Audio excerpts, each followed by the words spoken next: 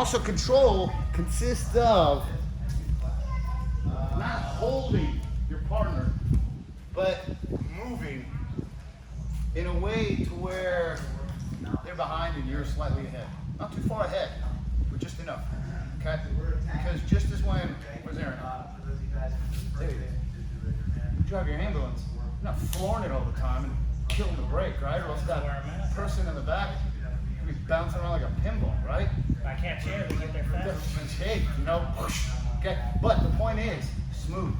It's important to understand that you got to learn how to control your body and your strength to where you're not hitting that gas too hard, but then it's not too soft. Because you're going to wear out, you're going to be smooth. Remember, fast is slow, slow is smooth, smooth is fast. Since I already did this with you this afternoon. So, as we're down here, you got to remember one thing. Side control is hard to get, easy to lose. What I need to do is I need to understand that I need to control them and be dynamic because I got to be ready to move. You know, some say, you know, you got your knees in and your chest is like this. But in all reality, when I'm on my knees, I'm not really applying a lot of pressure on the hip because the weight's on my knees. What I like to do is I like to control the hip. If you're controlling the hip, you're not really controlling their head. But if you're controlling their head, you're not really controlling their hip. The problem here is not really his head, it's his hip. Because if his hip moves out and he puts that in, I immediately lost him. Hard to get, easy to lose, because imagine how much work you had to do to pass the guard to get here. And you got here and then you lose it in a split second. I like to control the hip. My elbow is on the far hip, and this hand's always monitoring because I want this underhook. My right hip is glued to his right hip. And if you notice my feet, they're constantly driving laterally. Because that's really side control pressure. I can only create so much pressure downward with gravity. So that as we're here, I understand what he needs the frame. So he'll have a frame here, he'll have a frame here. But the thing is that it's up to me if he has a frame here. And I can reverse and switch my base. And I can control him here nicely because from here, it's a lot more effective and efficient for me to mount from here. I pull his knees in, and I immediately slide that knee up. Okay. This is a very effective way to mount, but I don't have to mount. Maybe I want to go to north-south. Or maybe I just want to erode him and make him tired. Why am I going to mount when he's got energy? The whole point is like on a video game, you want to take their energy meter, grind it down, grind it down, grind it down, and then begin to attack because they're weak. So as I'm here, okay, I know in these frames I'm here, I went here, maybe came here, went across the hip here, okay? He's gonna have to be moving, I'm controlling, but see how I'm constantly moving? I'm here, here, blocking his hip here. It's hard for his arms to stop my hips. And you're always able to mount low so your hips don't get high. When you go north-south and you're rolling the hips on their face, his hands have to come up to defend his face or else it's not going to be very fun for him. If you're planking and you're doing this, he doesn't feel anything. So I want to roll the hips. So as we're here, my elbow's controlling his hip. And look, when I drive this way here, see how he rolls that way? He rolls away. And I can begin to control the hips here. And the hips away. And I'm constantly moving, rolling the hips, because the problem is he's got to do something. If he just lays here, then you're basically going to erode him or her very, let's just say, effective. So when I know what the bottom person needs to do, I know what's good for them. Frames are good for him. I'm controlling the hip. I take this frame off. I roll it here, lock the hip here. I don't have to go all the way around. I've got an arm here. So what would you do here?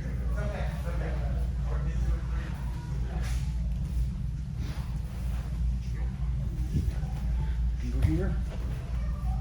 You got a knee to the belly. So you're dynamic. He's got to do something. He's got to react. So everything you're doing is triggering reactions. his reactions are not reactions that are going to stop the mount. And you're moving, and he's reacting. Because if we're here, and I'm like, yeah, I want that mount. I want that mount. Yeah, here's that mount. And typically that's how you're taught to mount. And that mount turned into a problem for me.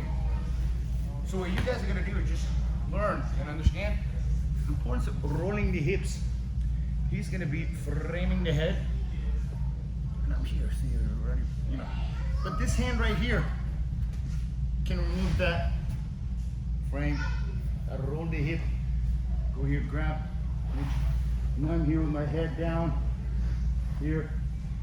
I know this is gonna be something that I gotta get over, so I'm gonna pull it into me, step over, mount, slide that left knee, and get off his hips. And now I'm here. Now I got a good control here. He's not gonna put me in a half guard. And I'm rolling the hips. Because how else are you gonna mount? You're gonna mount like this? Okay, lost that, okay. Let's say even here, I got here. He pinches, you know there's a knee to the belly, you know that there's a mount. This elbow pinches on my arm, and now I can't move it out. Don't overhook, just pinch it. Grab my shoulder, just cut my shoulder, like this. And as I go over, your right hand on my hip. Right frame in my hip. And as I'm trying to mount here, he pinches this elbow and rolls me, lifts my hip. That's a real problem. Okay. Now I had a hook so I could recognize, but I'll never do that. Why do that? And look how much more efficient this is. Blocking the hip and my elbow's off the mat. I'm not resting. I'm here. Head, control my head here. He's got that frame right here. Push the frame off. In, roll the hip. Get low, do that. Okay? So you're moving, but you're moving and you're aware of where you're moving to because you're moving to mount. And you see how more deceptive that is? And look how high up his arms are. So when you mount, slow down. All messed up and everything. Elbow to this hip, and my right hip is like hooked on his right hip.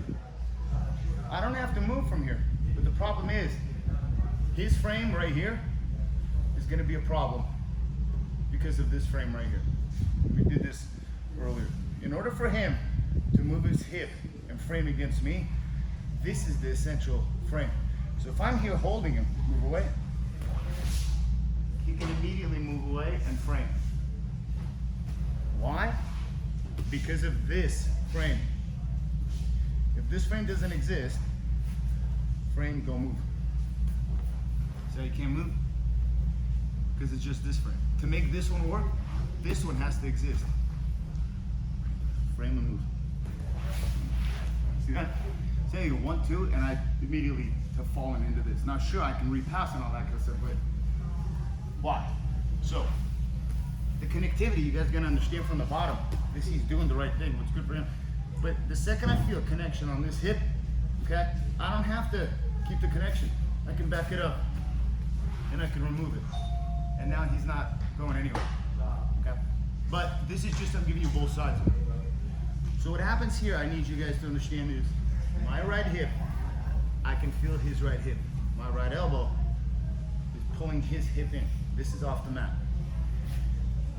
As I feel him framing here, my left hand can go from the kind of the temple here, right under his tricep, pull this off, slide the right knee under, take the step with the left leg here. And now for me, to keep this all tight, I gotta extend that left leg and bring it under to here. Because this knee is the problem knee. And now this knee, I need to get over. So what I'm gonna do is, I'm gonna keep my head down, I'm gonna pull this in here, and then I'm gonna move here, and my right knee gets an underhook as this knee comes up. And now you have a mount with a hook, and now a high knee. Does that make sense, guys? Yeah. Okay, so, bring that towards out.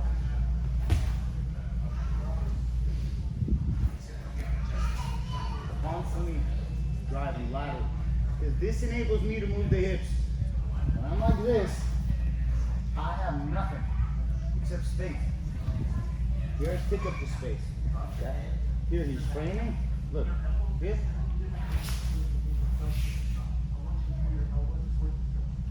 He's still going to be kind of framing here. This hand, let's go here. Comes around here, grab his belt, arm, and hands. And as I shift his hip, I sit because I want to slide back into his armpit.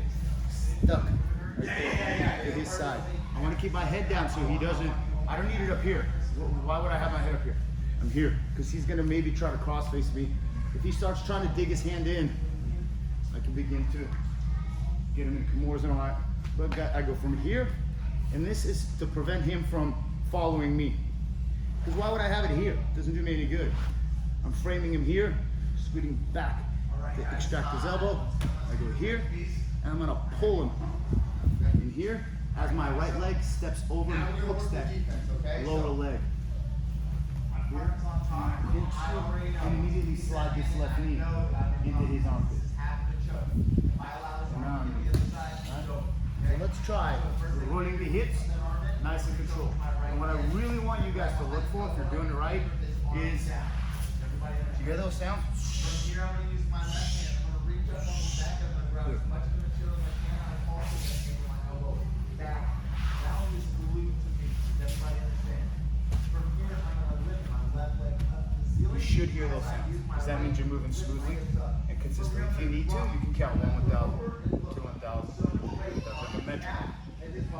Go to that beat. Okay? So let's try that. Ready? 1, 2, 3.